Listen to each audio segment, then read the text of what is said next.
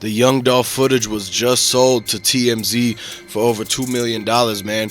People that had nothing to do with the Young Dolph case ended up with their hands on the footage. They had it in their possession. And you know how in this day and age, TMZ gets all the footage, especially with all the rappers and the hip-hop stars, man. I want you guys to understand, Young Dolph family, Young Dolph's brother, his kids, and everybody like that, man, they didn't want the footage to be sold and bounced around like that from TV stations and all these people who want to make the money off of it and everything like that. If you really look at it, man, a lot of people was greedy around Young Dolph's property, his possessions, the footage and everything like that. People started to try to take everything, man, and claim it as theirs, when really we all know that this is supposed to be literally saved and closely watched, because this is the Young Dolph footage we're talking about, man. If you guys are rocking with Young Dolph and you want to get the justice for him, go ahead and like this video. Make sure y'all subscribe and let me know where y'all from, man. Long live Young Dolph. So now we're looking at it like, okay, of course TMZ got the footage, and the reason why they got it is because they bought it up off the cookie shop people. The cookie shop, they had the hard copies of the Young Dolph footage. It's no telling what they were doing in that back office with the surveillance cameras while MPD was taking their sweet time to come down to the crime scene to try to revive Young Dolph, man. It's a sad thing, man. They could have tried a lot harder, and they could have made this actually be more important to the fact that they should have never let somebody that knows Yo Gotti have access to the footage like that and try to sell it and try to keep it from coming on trial. To avoid a RICO, Yo Gotti set up his own brother, and he's trying to get the footage destroyed and edited, and so that it doesn't show him in that Bentley truck driving on airways, man. They already got the picture. It's too late for CMG. They already got caught red-handed. Half the dudes that's working for him, they got locked up, and they started telling within a matter of a few days and a few hours, man. Because we saw what happened with Big Jook and Black Youngster's best friend, the driver, the chauffeur of Yo Gotti. Yo Gotti's chauffeur got picked up by the feds, and within 30 minutes, it was a footage leaked of somebody that was up doing a visitation in Shelby County, and they took a picture of the room that Black Youngster's driver and Yo Gotti's chauffeur was in. And the security dude, they was feeding him a whole plate of food, and he's supposed to be getting locked up. Why are they giving him a plate of food? Because they want him to tell. And so they already got a lot of information on Yo Gotti, CMG. This is why the investigation with the detectives, they added more people to it, man, because they started figuring out that a lot of dudes in Memphis, they didn't want to have to do none of the time. So when they swept, it was like a federal raid that happened through the whole entire city of Memphis. If y'all actually out there in Memphis, you would remember this. You would know when this happened, because they ended up picking up 300 dudes off the streets and locking them up, but they told them that they would let them go if they had any information leading to the arrest of the suspects that was on the lookout for Young Dolph, plus any actual information like connecting Yo Gotti, CMG to what had happened, because everybody knows what the speculation was, man. We already knew that Yo Gotti and Young Dolph, they was ops, man, and Yo Gotti and them was been trying to get Dolph for multiple years, and they were the ones who was really trying to like get this. They never wanted to squash the beef. Young Dolph was cool with squashing the beef. It was all over the fact that Yo Gotti's girl wanted to be with Dolph instead of being with Yo Gotti, and Yo Gotti couldn't take that. That was the last straw, because Dolph already took over his city. He took over his game. He was making more money than Yo Gotti, getting all the better artists and everything like that. And Yo Gotti just couldn't handle it because he got hypnotized by the hate, which is one thing Boosie told us to watch out for. Watch out for all the dudes that's hypnotized by hate. They're going to see your stuff everywhere they go, and they won't even be able to sleep at night knowing that you being successful. They want to try to take you out. This is the exact situation that happened with Yo Gotti and Young Dolph, man. Young Dolph, he was doing everything he could to try to get everybody out the hood and be millionaires, but Yo Gotti, he was trying to do everything in his power to stop Young Dolph, because Yo Gotti, he wanted everybody in Memphis to stay in the same position. He don't want nobody to level up and pass him or get close to him. Yo Gotti wanted to be the only person in Memphis to try to ever get $1 million. He didn't want no one else to have money after he got it. And so once Young Dolph came up, and he came from Chicago, and he started getting cool with all the people when he was growing up, And this is when Daddy-O came into the picture.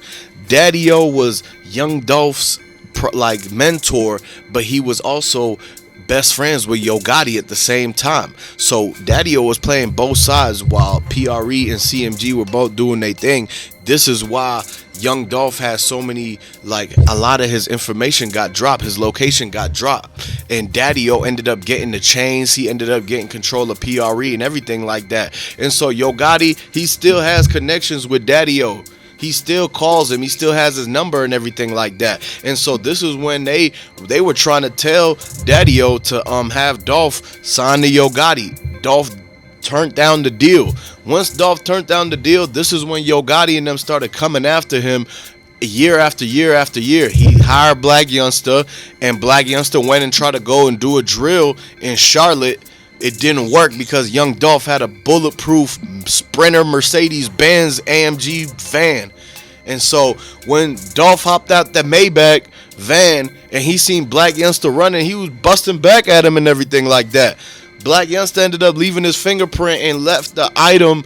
He dropped some items and he got caught for this, man. He had to turn himself in with the CMG lawyers and everything. So once that happened, the feds already put a radar on CMG. They put the pin on the map. They said these dudes is trying to get this guy, Young Dolph. We already see it. They got this Black Youngster guy who pretty much came in the picture because Yo Gotti signed him to some phony rap deal, but it was really just a way for him to get the money to try to go and take out Yo Gotti's enemies. And so this is what the feds are putting together in this RICO. They talked to Govan, they talked to Big Jook.